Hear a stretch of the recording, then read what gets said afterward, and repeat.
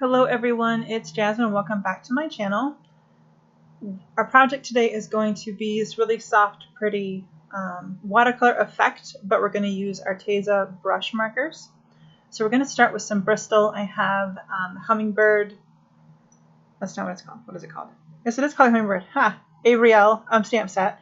And this new Ink on 3 Blackout Detail ink.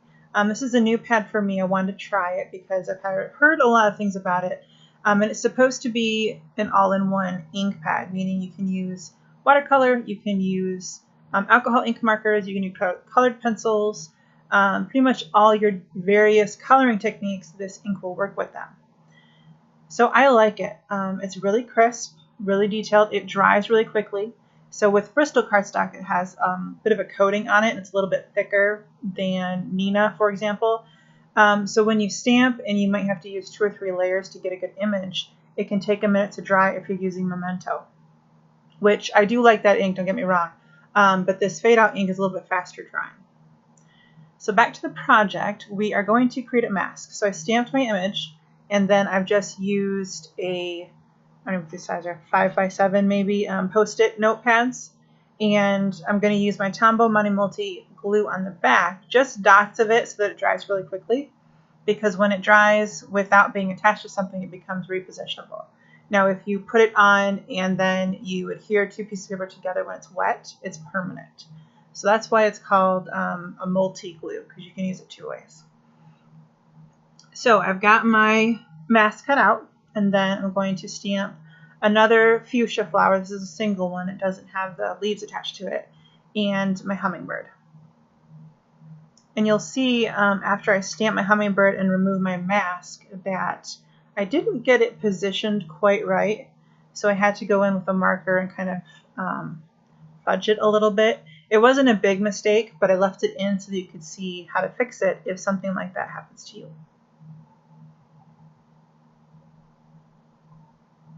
And this ink doesn't stain easily.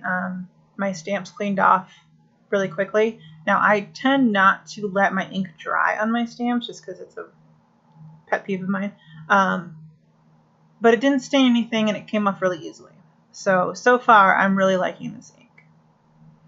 So you can see in the little tiny beak part of the hummingbird where there's a little bit of a gap there. So I just take, this is a Faber-Castell Pitt pen, which is a permanent ink pen, and kind of just fill it in a little bit. And a hummingbird beak, if you're familiar with them, are super thin and needle-like anyway, so I didn't think it would really be a big deal, so I just went with it. So I'm using these Arteza brush markers. These are very similar to the Zig Clean Color markers. So if you have those and maybe you want some other colors or you're thinking about these, they work together really well. So if you have both of them and you want to try them together, go for it. I do have another video and I'll link it in the description box for my review of these markers and a project where I use the 2 together. And they're really compatible.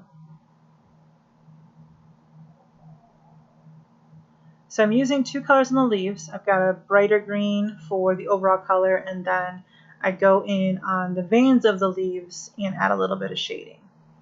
I don't do too much shading with this.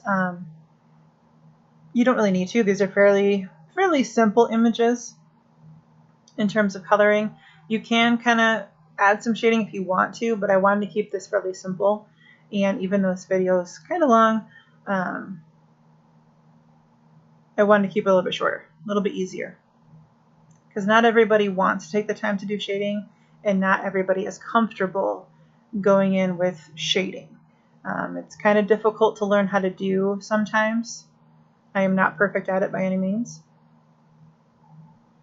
So where it's easy, go for it. If you don't want to, that's fine too. But these images they kind of do lend themselves to shading because they give you some of the lines where the petals fold over themselves in the veins and the leaves. So this is really coloring friendly.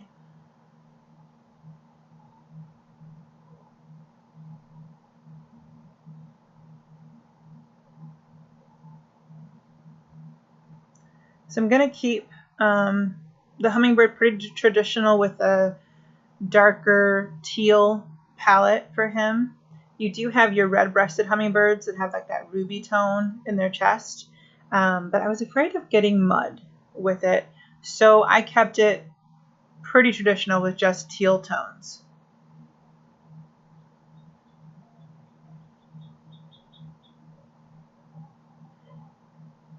And if you want to get lighter tones of your colors and kind of stretch your markers a little bit, you can use a water brush with these. Now, Bristol is a thicker cardstock, so it does accept some wet mediums. These are not too wet, but they are an ink. So you can do a little bit of layering with them. But you can also take a water brush or a glitter pen to use to blend out the colors if you want to. Just don't apply too much moisture because you can get pilling, which is the surface of the paper kind of lifting up a little bit. And I did start to get that process going with this, where I was trying to blend the wing color with the body color. So I ended up having to just kind of leave that alone.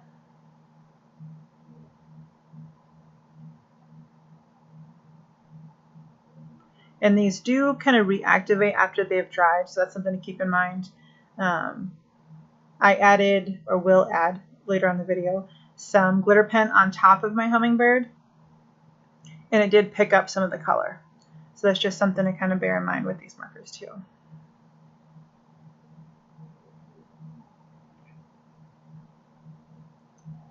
So I went in with pretty traditional colors for Fuchsias.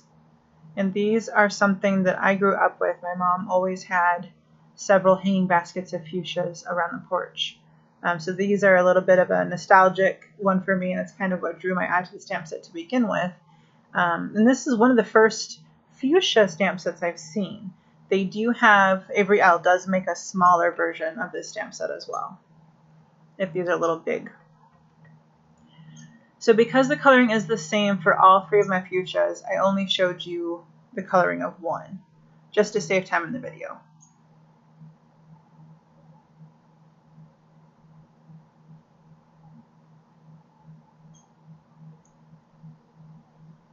I do keep it pretty straightforward. I only use 2 or 3 colors in the fuchsia flowers themselves. A nice bright fuchsia pink, and then a bright purple.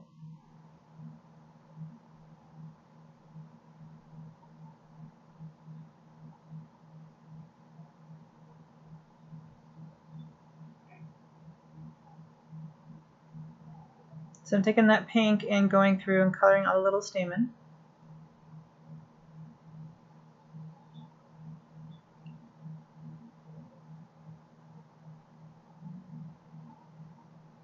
And I was struggling for a minute to figure out what I wanted to do with the background. But I didn't want to draw the focus or the attention away from the flowers and make it too busy. So I kept the background super simple. And I did go in with a darker purple along some of those petal lines just to give it a little bit of pop. So I've got a B000 in the Copic line. I'm just going to take this and run it around all of my images. There's no special technique here, just getting a little bit of the ink on the page. And this is just to kind of ground the images so they're not totally floating in midair. And kind of giving a little bit of background to it, but keeping it super simple. And the Copic marker does not disturb the Zig clean color brush markers or the Arteza, which is the ones we used in this one.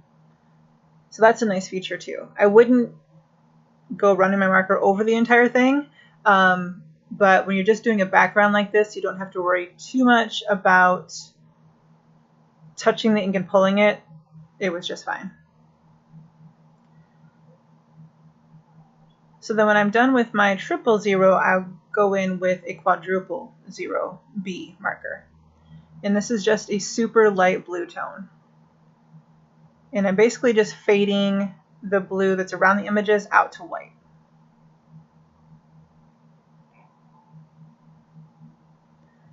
So I've die cut that panel using a Wonky Stitches die by Avery L. MFT makes one as well. I have both. They're pretty much the same.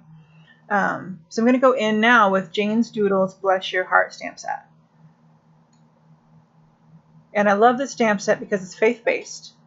So it has a lot of different sentiments on it professing faith, which is something I have been looking for in the crafting industry for quite some time. And I'm really happy that more and more companies are coming out with just lovely sentiments to express your belief system. So I stamped that twice with my fade out ink, and it wasn't popping enough for me. The top of the sentiment was getting just a tiny bit lost because it's kind of dark on dark. So what I did was I went in and cleaned off my stamp really well, and then stamped it in Versamark clear sticky ink, and then taking some Nouveau black embossing powder over the top. And that's going to help make it stand out, make it shiny, make it pretty, and just really help it kind of catch some attention. And I've taken my little tiny paintbrush and just removed some spray specks. I think black embossing powder is the worst for leaving strays behind. It's any other color doesn't do it as much. I'm not sure what it is about the black, but it loves to do that. Even with a powder tool. So now I'm going to go in and heat set this. If you have trouble with heat embossing, let your gun run for at least 30 seconds so it gets good and hot. If it's going to burn you, it's hot enough to use. And I've burnt myself a number of times. So it should melt the embossing powder within a few seconds. It does not take a long time. So as soon as it turns from grainy and powdery looking to shiny, you just move the gun down. Easy peasy. So I have a panel 5.5 by 4.25. Let's see what color is this. This is called Candy Necklace by Basil cardstock. And I'm taking a Delicata Golden Glitz. This is a pigment ink pad. And just running it around the edges just to give it a little bit of shine and a little bit of detail. A little bit of, ooh, what's that? And I'm going to attach that to a card base using score tape. And score tape is my favorite dry adhesive. I use it for just about everything.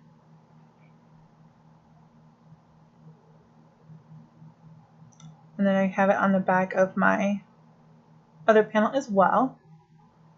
I'm going to center that.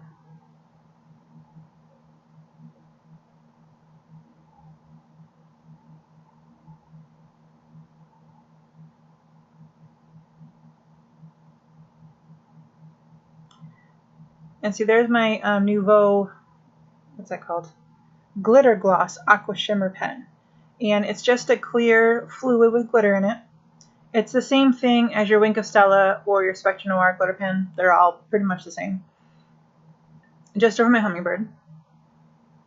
And then as a final touch, I'm going to go in with some pretty Pink Posh clear droplets. And I show the 6mm and the 4mm, but I didn't use any of the 6mm. I felt like they were just too big. And then I'm going to use some Ranger Multi-Matte Medium in the back of those, just to stick those on. And that finishes up the card. So let me know if you have any questions. Let me know if there's anything I can help you figure out. I love to interact with you guys and help whatever way I can. So let me know what you think about the card and let me know if you have any questions. Thank you so much for supporting my channel. I appreciate all the likes and the views and the shares and kind of makes it worthwhile. So don't forget to hit me up on social media and Instagram, Facebook, Pinterest, all that good stuff. And we will catch you guys on the next one. Have a good day, guys. Bye-bye.